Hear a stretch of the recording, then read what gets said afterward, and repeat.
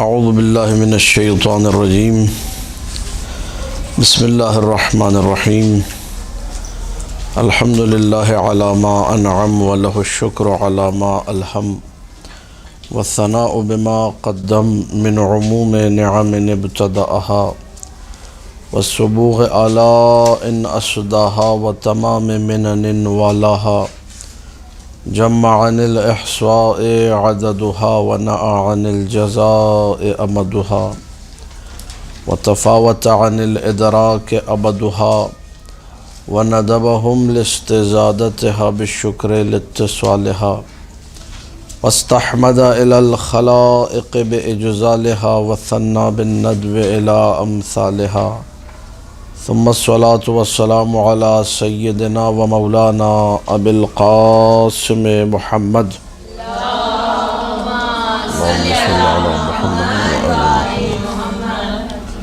وآله الطيبين الطاهرين المعصومين المظلومين المنتجبين الأخيار ولعنة الله على أعدائهم الأشرار أما بعد فقال الله تبارك وتعالى في كتابه المبين بسم الله الرحمن الرحيم والتين والزيتون وطور السينين وهذا البلد الأمين لقد خلقنا الإنسان في أحسن تقويم۔ گزشتہ جو ہے ہفتے کسی محترمہ نے گزارش کی تھی، خدا ان محترمہ کی توفیقات میں اضافہ کرے، کہ سورہ تین اور سورہ علق جو ہے وہ بیان نہیں کیا، تو یہ لیجئے پیش خدمت ہے سورہ تین۔ والتین والزیتون، قسم ہے تین کی اور قسم ہے زیتون کی۔ تین وہی ہے جسے آپ انجیر کہتے ہیں، اور زیتون بھی جو ہے اردو میں اسے زیتون ہی کہا جاتا ہے۔ تین کی قسم اور زیتون کی قسم، کیوں یہ قسمیں کھائیں، اور اس سورے کا جو ایک جسے کہا جائے خلاصہ یا سمری کیا ہے وہ عرض کر کے پھر ہم لوگ سورے کی طرف بڑھیں گے۔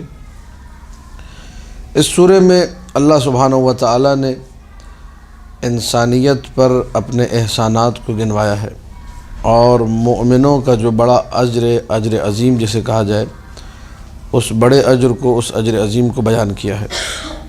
یہ دونوں باتیں اس سورے کا خلاصہ ہے۔ ایک یہ کہ ہم نے انسان کو بہترین طریقے سے پیدا کیا، اس پر کیا کیا احسانات کیے وہ بیان کیے، اور مومنوں کا کیا اجر ہوگا، دوسری اہم ترین بات اس سورے میں یہ بیان ہوئی ہے۔ لیکن ان دونوں باتوں کو بیان کرنے کے لیے جن قسموں کا سہارا لیا وہ یہ قسم ہے۔ والتین، قسم ہے تین کی اور قسم ہے زیتون کی۔ ابن عباس یہ فرمایا کرتے تھے کہ یہی تمہارا تین اور یہی تمہارا زیتون، یہ انجیر جو تم کھاتے ہو، یہ زیتون جو تم کھاتے ہو، یہی جو ہے مراد ہے۔ اور پہلے بڑے پابند تھے کہ دسترخوان میں جو ہے گھر میں لازمی طور پہ زیتون ہونا چاہیے، اور زیتون جو ہے 3 یا 5 یا 7 دانوں میں کھایا کرتے تھے، طاق عدد کے اعتبار سے، 1 کھا لیا، 2 کبھی نہیں کھاتے تھے، 4 کبھی نہیں کھاتے، 3 5 7 اس طریقے سے روایات میں وارد ہوا ہے۔ انجیر کو استعمال کیا کرتے تھے پھل کے طور پہ۔ کڈنی کلیئر کرنی ہے تو انجیر کھائیے، مزاج کو نرم بنانا ہے تو انجیر کھائیے۔ پتلے دبلے جو لوگ ہیں ان کو کسی کورس کی ضرورت نہیں ہے، موٹا اگر بدن کرنا چاہیں اپنا، تھوڑا سا وہ موٹاپا جو مناسب ہو بدن کے لیے، تو اس کے لیے جو ہے 3 انجیر کھائے انسان۔ بلغم اگر ختم کرنا ہے، اس بلغمی مزاج کو، گرمی ہی راز سے مرزا غالب نے کہا تھا، تو بلغم کو ختم کرنے کے لیے 3 بہترین چیز ہے۔ اسی طریقے سے مثانے میں جو ریتی آ جاتی ہے، اس کی وجہ سے تکلیف شدید ہوتی ہے، مثانے کے درد کے لیے، مثانے کی تکلیف کے لیے، جن کو جو ہے پیشاب رک کر آتا ہے، پیشاب کرنے پہ قدرت نہیں ہے، تکلیف ہے پیشاب کے حوالے سے، 3 بہترین چیز ہے۔ جگر کے مسام کو کھولنے کے لیے 3 بہترین ہے۔ پتا اگر صحیح کرنا ہو تو 3 انجیر جو ہے بہترین چیز ہے۔ لہذا بہت سارے اس کے فوائد ہیں، 3 کے بھی، اسی طریقے سے زیتون کے بھی۔ 3 کے بارے میں جو ہے روایت میں یہ وارد ہوئے، شیعہ سنی دونوں نے اس روایت کو نقل کیا کہ رسول اکرم محمد مصطفیٰ صلی اللہ علیہ وآلہ اللہم صلی علی محمد وآل محمد ان کو ایک تشت میں، ایک طبق میں 3 رکھ کے ہدیہ کیا گیا، گفٹ لایا گیا، ڈھیر سارے انجیر لا کے رکھ دیے گئے۔ تو نبی نے انجیر کھائے، پھر صحابہ سے کہا کلو، کھاؤ۔ اگر میں یہ کہوں کہ جنت سے کوئی پھل آیا ہے تو وہ یہی ہے، تو وہ یہی ہے، کیونکہ جنت کے جو پھل ہیں ان میں گٹھلی وٹلی ہوتی نہیں، اور آپ کو پتہ ہے انجیر میں بھی کوئی گٹھلی نہیں ہوتی ہے۔ کھاؤ، بواسیر ختم کرنے کے لیے یہ بہترین ہے، جوڑوں کے درد کے لیے بہترین چیز ہے انجیر، لہذا فوائد اس میں بہت زیادہ ہیں۔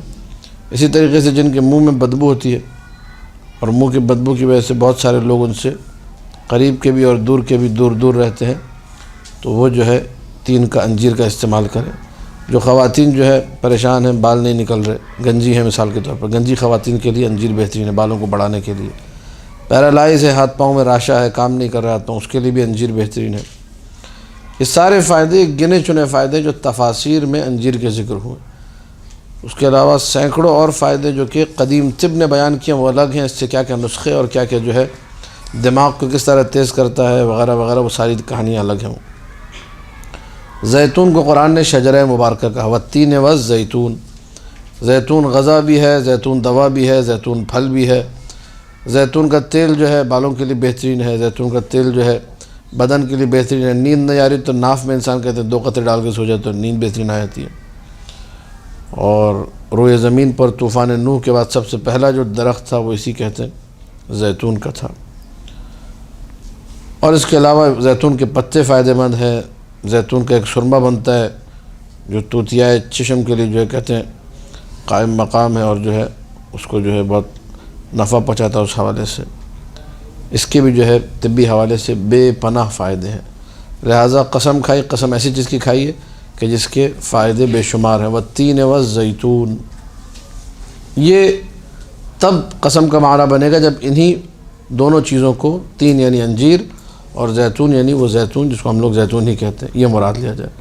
کچھ اور بھی تفاسیر ہیں کہ 3 اور زیتون 2 پہاڑوں کے نام ہیں جو کہ بیت المقدس میں ہیں، یا مثال کے طور پر 3 جو ہے دمشق کو کہتے ہیں، زیتون جو ہے ایک مسجد کا نام ہے بیت المقدس میں، 3 جو ہے وہ اصحاب کہف کی مسجد ہے، زیتون جو ہے وہ مسجد ایلیہ کے نام سے ایک الگ مسجد ہے، 3 حضرت نوح کی مسجد ہے، زیتون جو ہے بیت المقدس کی مسجد ہے وغیرہ وغیرہ، 3 جو ہے کوفہ کا نام ہے، زیتون جو ہے وہ شام کا نام ہے۔ اور اللہ نے ان دونوں شہروں کی، اب 3 اور زیتون کا معنی شہروں کا ہو گیا، اس لیے قسم کھائیے کہ ان میں دنیاوی نعمتیں بے پناہ ہیں، خدا کی دی ہوئی کثرت سے نعمتیں ان دونوں شہروں میں موجود ہیں۔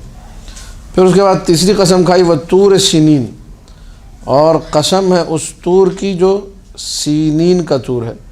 سینین جگہ کا نام ہے، سینا، ٹھیک ہے، سینا بھی پڑھتے ہیں، سینا بھی پڑھتے ہیں، سینین جو قرآن نے استعمال کیا یہ بھی اسی سینا کا سیکنڈ نیم ہے، طور سینا جسے آپ لوگ کہتے ہیں، اسی کو قرآن نے طور سینین کہا، یعنی وادی سینین کا طور۔ طور پہاڑ کا نام ہے، پہاڑوں میں سب سے زیادہ متواضع پہاڑ جس کو خدا نے حضرت موسیٰ سے کلام کرنے کے لیے انتخاب کیا۔ وَهَذَا الْبَلَدِ الْأَمِينَ، اور قسم ہے اس امن والے شہر کی۔ هَذَا الْبَلَدِ الْأَمِينَ سے مراد تقریباً تمام مفسرین نے لکھا ہے کہ مکہ معظمہ مراد ہے۔ طور سینین یہودیوں کے لیے، نصرانیوں کے لیے مقدس جگہ، هَذَا الْبَلَدِ الْأَمِينَ مسلمانوں کے لیے مقدس جگہ۔ اللہ تعالیٰ نے قسم کھائی، پھلوں کی قسم کھائی، غذاؤں کی قسم، دواؤں کی قسم، ساری قسمیں ایک ساتھ کھائی، والتین والزیتون کہہ کر۔ پھر اس کے بعد وہ مقام جو کہ مقدس تھا یہود و نصارہ کے لیے، اس کی قسم کھائی والطور سینین کہہ کر۔ وہ مقام جو مقدس تھا مسلمانوں کے لیے، وَهَذَا الْبَلَدِ الْأَمِينَ کہہ کے جو ہے قسم کھائی، والتین والزیتون وطور سینین وَهَذَا الْبَلَدِ الْأَمِينَ۔ یہ 4 قسمیں کھا کر پروردگار کہنا کیا چاہ رہا ہے؟ لَقَدْ خَلَقْنَا الْإِنسَانَ فِي أَحْسَنِ تَقْوِيمٍ، ہم نے انسان کو بہترین طریقے سے پیدا کیا ہے، بہترین شکل میں پیدا کیا ہے، بہترین ڈھانچے میں، بہترین قالب میں، بہترین کالبد عنصری میں، اگر ثقیل الفاظ استعمال کیا جائے، اس میں پیدا کیا ہے۔ ہر چیز اس کی ڈھنگ سے بنائی ہے۔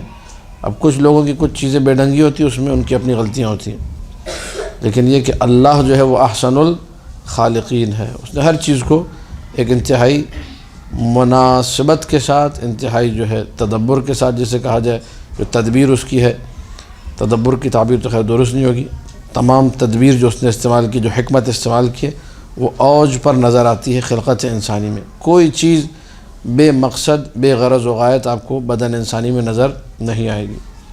ہم نے انسان کو بہترین طریقے سے پیدا کیا، ہم نے خلق کیا انسان کو فی احسن تقویم، مستوی القامت ہے، قد اس کا بہترین۔ جو توحید مفضل، اگر یہ آیت سمجھنی ہو توحید مفضل پوری پڑھیے، توحید مفضل بہترین کتاب ہے۔ معصوم نے کس طریقے سے جگہیں بدلی، خالی کا آنکھ یہاں نہ ہوتی یہاں پر ہوتی تو سوچو کیا ہوتا، ناک کی سوراخ یہاں نہ ہوتے آنکھوں کی جگہ پر ہوتی تو کیا ہوتا، کان کی سوراخ مثلا بیچ میں آ جاتے، ہاتھ پاؤں کی جو یہ مخصوص گولائی اگر یہ نہ ہوتی، ٹیڑھے میڑے ہوتے، انگلیاں جس طرح جس ترتیب سے اس طریقے سے نہ ہوتی، جسم کے مسام نہ ہوتے، اور ایک رطوبت ہے، یہ توحید مفضل کے جملے، وہ رطوبت جو ہے انسانی جو ہے آنکھ میں جاتی ہے تو وہاں جا کے گھل جاتی ہے، آنسو بن کے نکل جاتی ہے، وہی رطوبت آپ کی انگلیوں سے ناخن بن کے نکل رہی، سیم رطوبت۔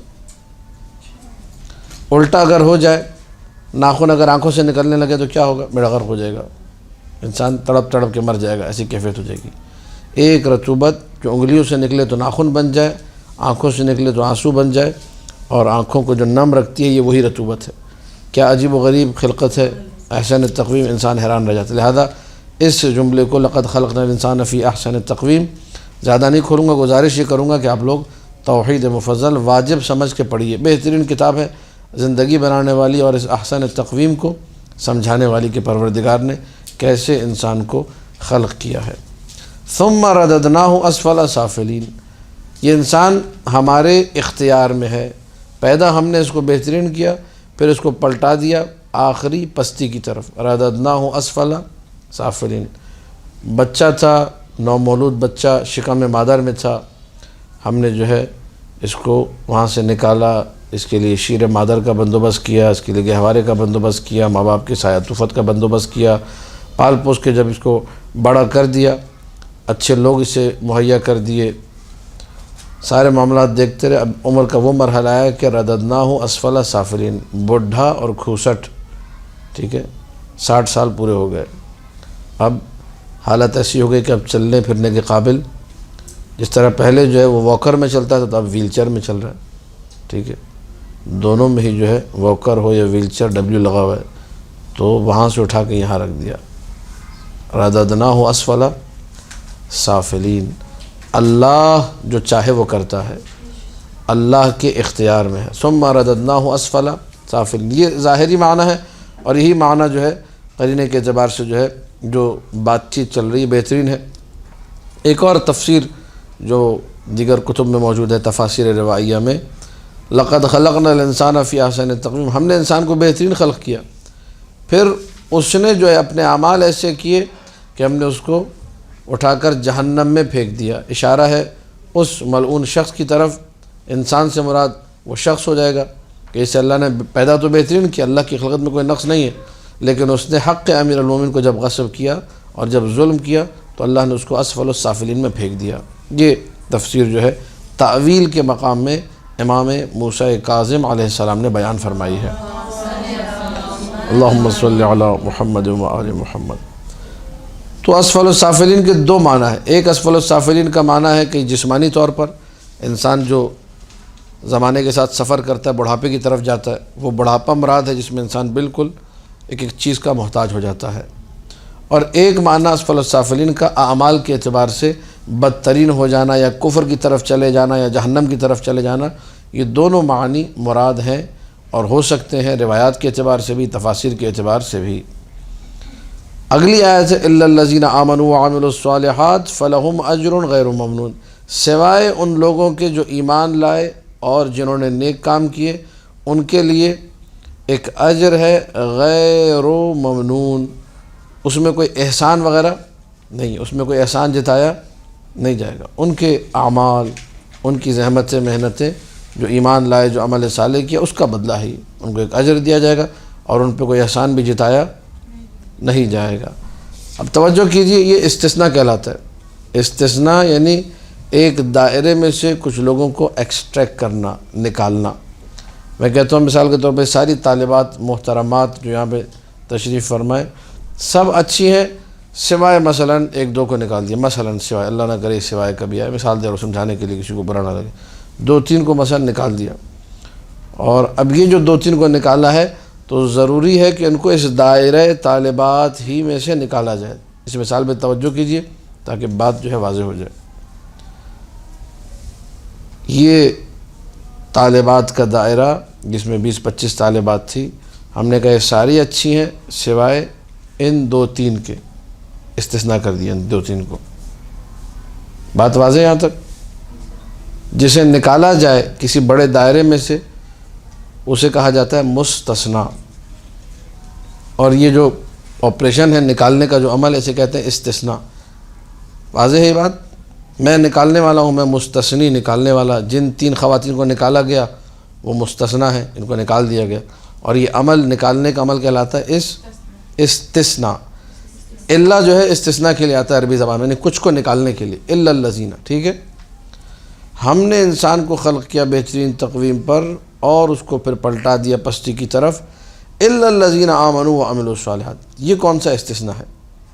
اس کا پیچھے سے ربط، کوئی کنیکشن تو ہونا چاہیے۔ دو صورتیں، ایک دفعہ میں کہتا ہوں یہ طالبات ساری کی ساری اچھی ہیں سوائے تین نکال دی، اور اس کے بعد ایک مرتبہ یوں کہتا ہوں یہ طالبات ساری کی ساری اچھی ہیں سوائے مثال کے طور پر ایسی عائشہ کا نام لے لیا مثلا، تو یہاں پر ہے ہی نہیں ہو۔ یہ جو استثناء ہے متصل اور منقطع، متصل جس دائرے کی بات ہو رہی اسی میں سے نکالا جائے، منقطع کسی ایسے کو نکالا جائے جس کا ماقبل سے کوئی تعلق ہی نہیں ہے۔ تو اب یہاں پر دونوں صورتیں بن سکتی ہیں، استثناء کو آپ لوگ متصل بھی بنا سکتے ہیں، منقطع بھی۔ اگر آپ نے پہلی تفسیر کی، پہلی تفسیر کیا ہے؟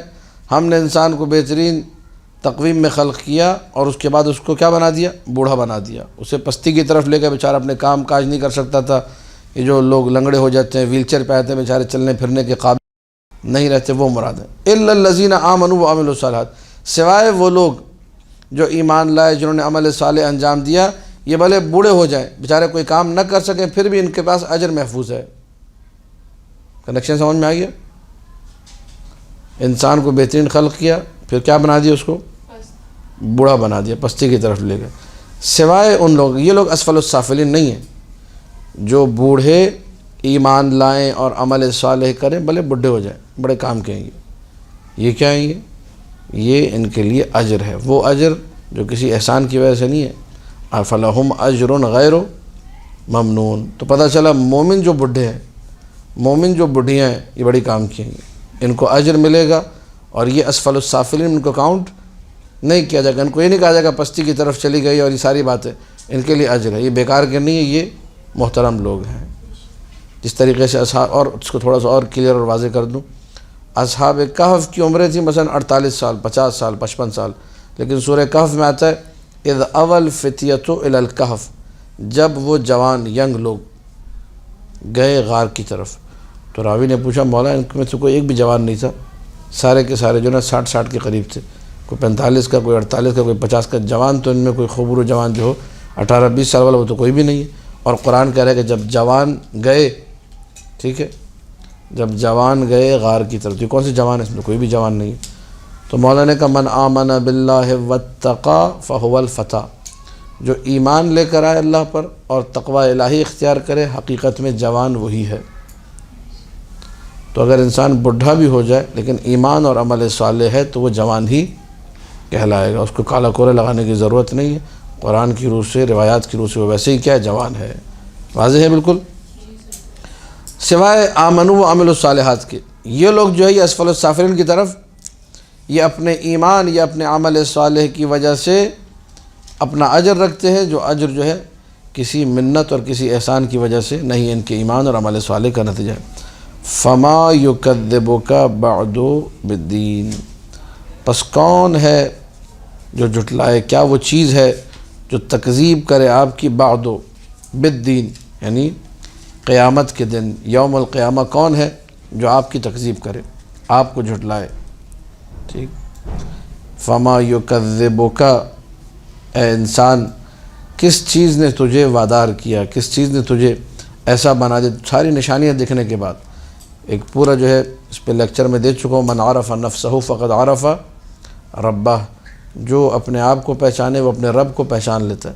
اگر انسان اپنی طرف متوجہ جو اپنی خلقت کی طرف، جو نشانیاں توحید مفضل پڑھے جا کر، اس میں ساری نشانیاں تقریباً ذکر ہیں کہ انسانی وجود میں، بدن میں کیا کیا نعمتیں اللہ نے رکھی ہیں، ان سب کو دیکھنے کے بعد بھی جو ہے وہ تکذیب پر اتر آئے، وہ جھٹلانے پر اتر آئے۔ ایک تفسیر یہ ہے کہ اے انسان، کس چیز نے تجھے وادار کیا کہ تو قیامت کے دن کا انکار کرے، اور ایک یہ ہے فما یکذبک، یعنی اے محمد مصطفیٰ کون ہے جو آپ کی تکذیب کرے۔ یہ دونوں معنی ہو سکتے ہیں، یعنی خطاب رسول کو ہے۔ ایک دفعہ انسان کو خطاب ہے کہ تجھے کس نے وادار کیا کہ تو قیامت کا انکار کرے، ٹھیک ہے، اور ایک دفعہ یہ معنی کہ وہ کیا چیز ہے، وہ کون سی شے ہے، وہ کون سا شخص ہے جو تمام دلائل، تمام براہین، تمام معجزات کے آنے کے بعد تکذیب کر رہا ہے آپ کی یوم قیامت اور دار جزا کے حوالے سے، کیونکہ معاد کا عقیدہ بیان کرنے والے کون ہیں؟ رسول اکرم صلی اللہ علیہ وآلہ۔ لہذا دلائل، براہین اور معجزات کے بعد کوئی وجہ باقی نہیں بچتی کہ انسان معاد کا انکار کرے۔ اللہ نے کسی چیز کو عبث اور بے مقصد خلق نہیں کیا، اور وہ اللہ جو ہم سے کام کروا رہا ہے، نمازیں پڑھوا رہا ہے، روزے رکھوا رہا ہے، سارے یہ اعمال ہم سے انجام جو دلوا رہا ہے، وہ اس کے بدلے میں یقیناً کوئی نہ کوئی جزا دے گا۔ جنہوں نے عبادت نہیں کی، جنہوں نے اطاعت نہیں کی، ان کے لیے سزا بھی ہے۔ الیس اللہ باحکم الحاکمین، کیا اللہ بہترین حکم کرنے والا نہیں؟ احکم تمام حکم کرنے والوں میں سب سے بڑا حکم کرنے والا۔